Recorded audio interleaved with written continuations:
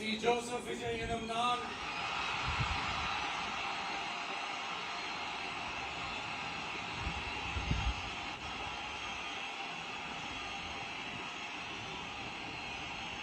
சட்டப்படி அமைக்கப்பெற்ற இந்திய அரசியல் அமைப்பின்பால்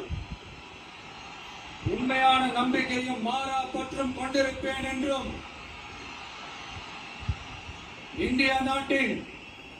ஒப்பில்லாத முழு முதல் ஆட்சியையும் ஒருமையையும் நிலை நிறுத்துவேன் என்றும் தமிழ்நாட்டு அரசின் முதலமைச்சராக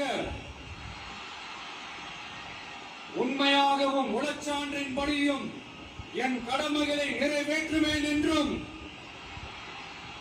அரசியல் அமைப்பிற்கும் சட்டத்திற்கும் இணங்க